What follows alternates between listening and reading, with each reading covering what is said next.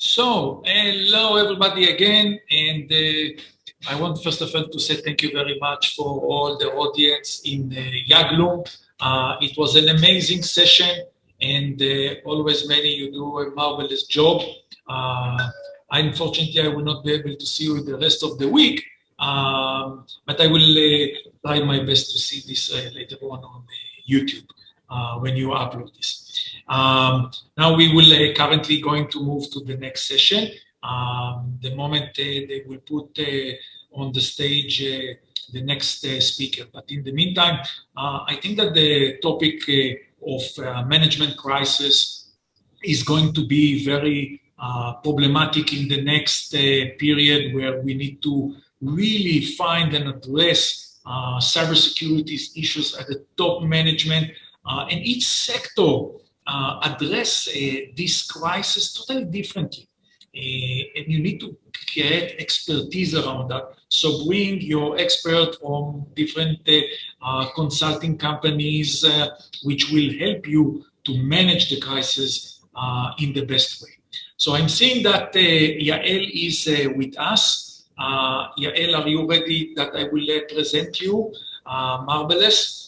Let's move to the next session, please, where we are talking about business of piracy. Around that, I would like to introduce Yael Fainaro. She is a Senior Vice President Security in Synamedia. She is responsible for Synamedia Security Group, with over 18 years of experience in cybersecurity technology and in the industry. With that, I would like very much, Yael, please share your presentation, and looking forward to hear your stuff. Hi, thank you.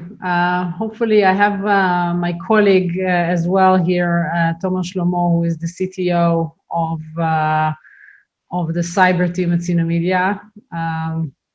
Can't see him, but hopefully he's there. Liana, I don't know if you know where. We don't see yet. Tomer Shlomo, your CTO, didn't join yet. So no. If you can please start, and the moment he will join, let me just make an introduction. So if Mr. Tomer Shlomo, the CTO and the Anti-piracy group from Synamedia will join, then you know that he is the CTO. So Yael, the stage is for you, and please, you can start. Thank you. Thank you very much. I think, by the way, he's stuck. He can't join. So I will start, and hopefully he'll join us as we go. So because he is also supposed to share the presentation. So that's. Hi everybody. So we're going to share with you today a different type of cybersecurity threat called video piracy. Okay.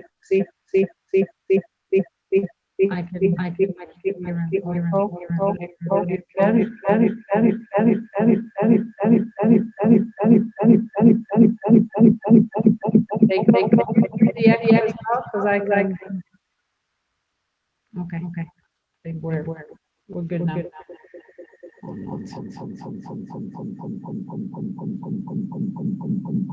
Anybody from the cyber tech team wants to look into that? Okay, excellent. Okay, so as we said, we're going to share with you today a different type of cybersecurity threat called video piracy, and as you will see, there are many aspects of video piracy that are similar to other cyber threats that you are familiar with, but in some it is very different. And first, let me start by explaining what do I mean when we say video piracy. So first, what we don't mean the kids in the basement downloading movies from file sharing sites and downloading movies from those sites and kind of sharing with each other. But what we do mean is a commercial operation that looks and behaves in many ways like a legitimate streaming service only that it's not in very two fundamental ways similar to that. So the first one is that unlike a legitimate streaming service that you all know, pirates do not need to pay full price for the content, but are leveraging cyber hacking methods and the commercial ecosystem of piracy in order to get hold of the content for free or at very, very low cost. The second one is that pirates, like cyber criminals, are free to do whatever they want. They are not limited by regulation or content right limitations or need to take care of user safety or payment security, and therefore they have a competitive advantage over the legitimate services. There are different types of industrial piracy, with the main ones being access to service, where the pirates sell access to the legit service itself, either by credentials or by sharing tokens that provide access to the video streams on the legit service CDN. In other case, the legit service provider pays for the infrastructure and the content, while the pirate receives the reward, the payment. The second type of piracy is competing service, where the pirates set up and pay for their own infrastructure and gets the reward by collecting a subscription fee or generating revenues from advertising or spreading malware and other types of malicious things. So, if I had my slides on, you could have seen that when we're talking about the first type of piracy, that Tomer is now kind of kindly putting on. I am on slide 3, if you can. So the access to service, where again the pirate really sells access to the legit service itself. You can see that it's very, very big. And just to give you an example of what does it mean. So 1% of fraud translates to more than 500,000 users whose identity is being compromised. And that's on a large, but not the largest streaming platform. In the second form of piracy, the access to the competing service, aggregated 30 million paying subscribers to streaming pirate services makes it probably the 6th largest streaming service worldwide after Netflix, Disney, Amazon Prime, Apple, and Hulu. So that just gives you an order of magnitude of the problem. What you see on here are a few examples of access to service piracy against HBO Max, where, of course, Wonder Woman is legitimately being available. What you see here is that pirate is offering access to HBO Max using most probably stolen credentials from legitimate users and selling access for 2 months for €6. Now, as a comparison, the legitimate service of HBO Max cost $14.99 a month. Now, the pirate cannot guarantee access beyond the 2 months because the service provider is likely to identify it and trigger a password change. But for 2 months, they can offer a service, and as you can see, it looks legit, right? They're using the HBO Max logo. It has customer support, and free trials are also available. Within the competing service category, there are different types of services. They differ mostly by the quality of the video, the user experience, and the commercial model of the pirate. While in open internet and social media, they're mostly free to the users. IPTV closed pirate networks is normally a subscription-based service that sometimes also carry advertising. Now, the subscription is justified normally by a broad range of content available, thousands of channels and VOD assets, and the highest possible quality of video, including 4K, and the user experience that is just like a regular streaming service. In most types of competing service, but mostly in open web piracy, as we will see, spreading of malware and other types of malicious software is a source of revenues. So with that introduction, I would say let's step into the pirate side so you can see for yourselves how it looks like. and what methods we use at Synamedia to collect our intelligence on these servers. So with us, Tomer Shlomo, CTO of Cyber at Synamedia. So Tomer, over to you. Hi, everyone. So let's see exactly how it looks like, right? How these pirates are actually leveraging and hacking the broadcaster, legitimate broadcaster, in order to get to this content. So let's take an example and watch Wonder Woman live through the internet. So this is an example of a website that you can see that is actually streaming this movie and a lot of other types of movies. So you need to go online to this website, which is currently active. You can see how many titles they have on the website, and then you need to go and search, right, Wonder Woman 1984 in order to watch the movie. It's that simple. And let's assume that this is like the premiere of the movie, like the first week that the movie is launched. So the legitimate services that actually bought this, purchased this content from the content right owner, the one that is actually the producer of the film. So they paid a lot of money in order to stream this to their end users, and they would like to get the benefit of people are subscribing to their service in order to watch this movie. And you can see how easy it is to go online and to watch Wonder Woman for free, right? Through these websites. You can see that even if I'm moving forward in the movie, you can see that there is no much buffering, and you can easily see. So the question is, if this is that easy, and how many websites are like this? So how do they do this? These guys, how do they steal the content? How do they redistribute the content online? And what is the profit, right? Where are the revenues are coming from? So this is an example to a website that is actually making revenue from advertisement. This is another website, for example, and you can see here what happened when I pressed the search. So I'm getting this advertisement page, and I'm getting also redirected to another domain. You can see this at the top left. And the reason is that domain is like a jurisdiction, right? So if I would like to do something to the domain, take it down, I'm trying to legally take it down using a DMCA Act or something like that. So by changing the domain and redirect from the website, I can now operate against the website themselves, because I need to take down the domain of the advertisement, for example. And there is no advertisement on this website. It just refers you to another website. So this is an example why it's easy to watch, but also a little bit frustrating when you're trying to do that through this website. For example, you can see that there was a pop-up that was blocked by the browser, but again, I'm getting this advertisement before I'm able to watch. So that's basically the idea. By getting this advertisement, this is the way that these guys are making profit. You can see also that these advertisements are not from the Google Ad Exchange, and the reason for that is that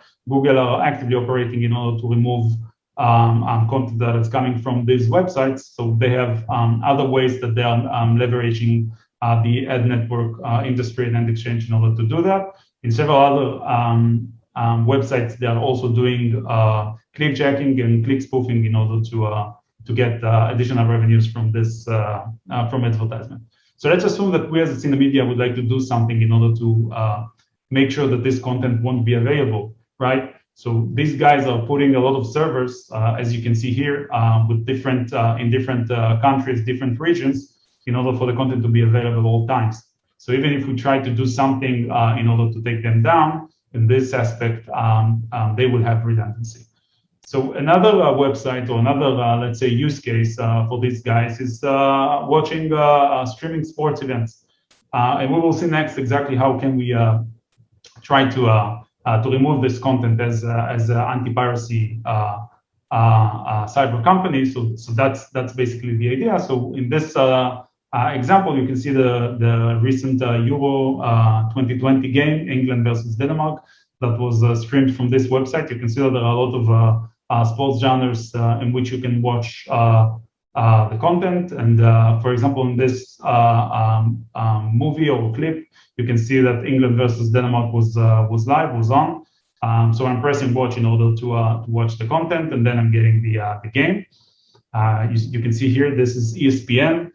So ESPN, in most of the cases, is a paid subscription-based channel. In several other cases, there are other channels that you can watch, like Sky Sports, beIN Sports, etc., that are illegally streaming through these websites. You can see that there are a couple of links in which you can watch. So if one channel would be down, the other link would be available to these guys to watch. And also look what happens when I'm trying to press full screen. So in order to press full screen and to watch, then I'm getting redirected to an ad. And this is ExpressVPN. It's a legitimate company, right? This is a VPN company, and they're getting eventually getting revenue or traffic from these websites because most of the users that are watching this are usually using VPN. And you can also see that when we saw this redirect, then we didn't immediately got to the ExpressVPN websites. We moved and redirected to a couple of different domains along the way until we got to ExpressVPN. This is another circumvention in order to not affect, or in order for it to be hard to affect the revenue stream of these guys. You can see that now I don't have the full screen button. This is another way of getting me into clicking another ad. And you can see here that this is another revenue source of these guys, for these guys. So this is, let's say, an ad or a landing page for download for an Apple Care protection plan. So that's another way these guys are making revenue from Trojans and all kinds of malware that they can persuade you to download in order for you to eventually watch the video. You can see that now I do have the full. In case some of these links are broken, this will automatically change the channel to watch. So a question here is, what can we do in order to eradicate piracy, right? So how can we map this these infrastructure of these pirates and try to understand where our customers' content illicitly streamed? So the idea here is to so we have bots and crawlers that actually are doing or trying to mimic user flows in order to do that, and you can see here that if I'm opening the developer tools, you can see the video that is playing, and you can see the files of the video, the chunks that I'm getting. So the bot will need to do the same thing in order to eventually watch the content. So we will need to map online, right, to find like a lot of sports-based websites, illicitly streaming websites. So currently we are mapping more than 100,000 websites like this. And we will need to do this if there is an event, for example, like the Euro, we will need to do this through the event. It means that we have 90 minutes to scan all the videos are coming from. So if we will look at this website as an example, so this one is also selling his stream. You can see this at the bottom of the page. You see there is an iframe. So he's doing the same thing. He's, let's say, a hub or an aggregator of content. He's saying, I have a lot of illicit streaming content on my website, and I can also give you the iframe, and you can embed this iframe in your website, and then you can get revenue from advertisement, and I will get the revenues also from the traffic that is coming to my website as well. So, like, once mapping this industry, you understand that there is a pyramid of pirates. So there are the ones that are stealing the content. They are the ones that actually hacking to the CDNs in order to get the content, or hacking to the legitimate website which stream the content. If for example, a channel that is live and free in the US, but it's not free in Europe. So they are doing the hacking. They're getting the credentials from the websites or the token from the legitimate website. They also use hacking to hardware of the broadcaster himself in order to like hacking the tuner, in order to extract the video from the HDMI, convert it into IPTV, upload it to the cloud, and then sell it to other websites. So this is another website, for example, in which you can watch content freely, right? And And when I'm trying to watch the content, then I'm getting a list of ads. This is another redirect that I'm getting in order to before I'm able to watch. You can see that this is the same game, same website, but in here you can see how many different links we have. So this is a tremendous amount of links. It's 253 different links of different channels for different languages from different broadcasters. And this is the level of redundancy for these guys. This is what they try to do. So our callers will need to go over each one of these links in order to get the content. This is another example of an ad that I'm getting from a legitimate company, of course, AliExpress, that enjoyed this amount of traffic.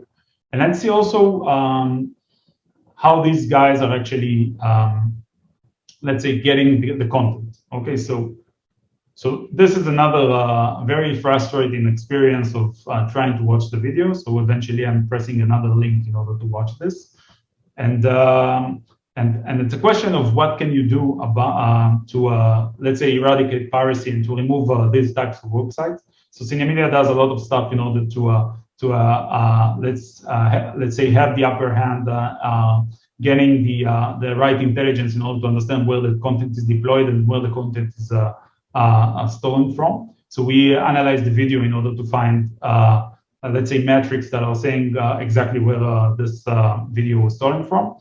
And also very important thing is to understand so where the traffic is coming from, where the how the users are flowing into this website. So this is an example of one advertisement that is actually does belong to Google. You can see here. So it's not that at the first website, at the first layer, we are getting to a legitimate ad exchange, but at the second layer, in some cases, you can get to this. But JavaFruit is not a website that actually has videos on it, right? So they didn't do any harm. They just present ads. So that's another issue of fighting these guys and another circumvention for them.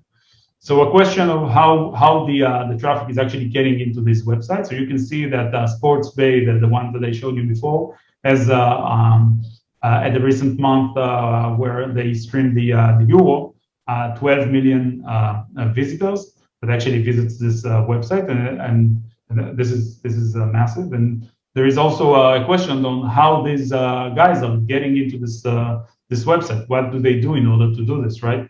So you can see that SportsGrid is available on Google. So you can see, and you can see that there are a lot of a couple of DMCA complaints that already been filed to this website. But this website you can still get from Google to this website.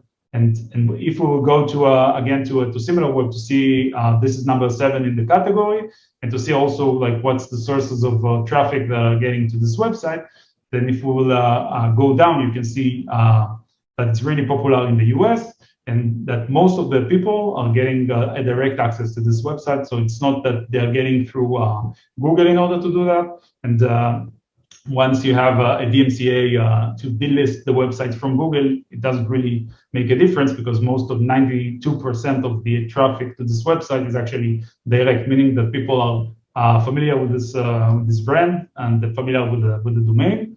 So fighting this will be taking down the domain and delist from Google, and then do it again and again once these guys will generate a new domain. So that's can be effective if you do this right, but it can be also not very effective if you do this only once, right? And try to understand how to extract metadata from the video in order to understand where this content was stolen from, whether this is something of from an HDMI cable that was converted into the cloud, or is it a hack that is coming from the CDN or something else? So that basically that's our job. This is what we do, and this is the way to fight piracy. Thank you, Tomer. So Hopefully you now understand better what we mean when we say piracy and why we consider it kind of cybercrime. So in terms of how to solve it, and Tomer touched upon it a bit, but that picture that you're seeing now should not look too unfamiliar to you from the NIST cyber framework. So you start with understanding and mapping of the threat. We showed you a glimpse of what we do, but we combine really different collection capabilities, including OSINT, WebInt, Cyber, HUMINT, really to build a picture of the threat, the actors, the business interests, the supply chain, and really the money flow, because that's kind of where we target. We also, there's a critical, like everywhere else, to protect, to prevent. So you lock the door, you lock the window, because if you don't, this is where the pirates will go. They always find a way in, and you don't want to make it too easy for them. But after you've done so, you need to assume that the protections are not enough, and the pirates will get hold of the content and passwords and will use it. So you have to be able to detect it. And for that, we use a range of technologies to mark the content, as well as kind of advanced machine learning that is specific to this specific domain. On the response side, we have a range of ways to disrupt the pirate ecosystem through technological means, but also legal ones, like takedown that Tomer mentioned, from hosting provider through DMCA notices, or even criminal prosecution, where we work with law enforcement bodies around the world. Now, the process is iterative, and the dynamic of piracy is extremely high. To give you an example, how dynamic, so during the Euro, we saw a major pirate change its entire infrastructure, including the technology, the servers, during the game, and with very, very little interruption. And you've seen how well the redundancy is built. So piracy is often referred to as a cat and mouse game, and the pace of this game is extremely high. So you really need to have good technology and automation in order to build that picture dynamically and fight it. And of course, measure the impact and build it into the thinking. So the one, I promised you that there is one very substantial difference between piracy and other cybercrime, and that's the fact that if you do it right and if you are investing it, you can get return on it. So our focus is really to fight piracy, to drive ROI for content owners and video piracy provider. It can drive revenue through conversion of pirate users to legit ones. It can reduce churn of existing users from legit to pirate services. And it can also reduce the cost of operation by cutting kind of non-paying users from your platform. So this is really our focus at Synamedia, and for that we've built a range of product services that leverage the latest and greatest from cyber and machine learning, and obviously video. So that's kind of it from us today. Sorry for the patchy start. Any questions? Would love to take them. Excellent. Yes, we have a question from the audience for you, Tomer and Yael. So the first question, please, is the following. How does the movie get stolen in the first place? So this is do you want to take that? Yeah, so I touched a couple of examples while going through the video, but essentially there are a couple of methods in which they can do this. They can do reverse engineering to the broadcaster infrastructure. They can also actually setting up some phishing websites in order for people to mistakenly get into and put their credential of the legitimate broadcaster, and then they can go and actually download the video if it's a movie, for example, and then upload it to a website. They can also just duplicate the HDMI, convert it into IPTV, put it in the cloud, and then start to redistribute it. So the idea is that there are a lot of tools that they can do in order to hack the legitimate broadcasters and then to get the content. Yes, probably around that there are some audience which are interesting on the technical details, and I hope they are not going to do something illegal because then you will need to run after them. The second question is the following. Very interesting, the relationship around this. So how do we tackle piracy in relation to deep fake? Yeah, so we have looked at this, obviously, as you know, we are in the video space. We've not seen pirates use that as part of the ecosystem, but we are looking into ways where we can provide assurance to the legit broadcasters, the legit content owners, to identify when their content has been manipulated and has been kind of used for the non-intended purposes that they've designed it or they've produced it. We don't see it very common today yet, but we do expect it to be, and therefore can we prepare the technologies that will allow us to do so. It's not very common today from what we're seeing. Okay. I think that, according to the topic that we are getting, deep fake news and deep fake in general will be most likely something that will be another business stream for your company. We have another question, and it's the following. Let me read it, please. It seems like the lucrative pirate industry out there, do you believe it can be eradicated?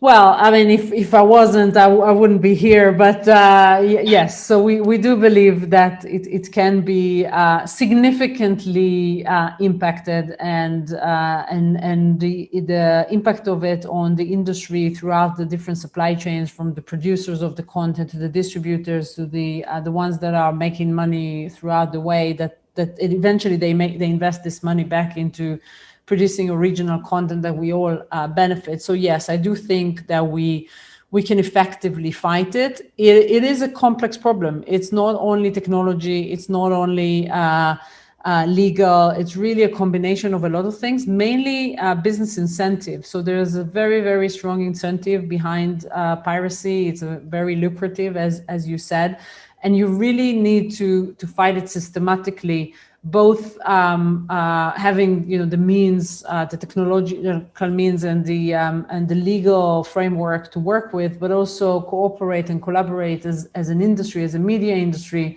And it's something that is happening, and the large studios and the content owners and the sports right owners and the service providers are really working together, trying to work together to eradicate that and really make an impact on the incentive, on the commercial incentive of a pirate to operate.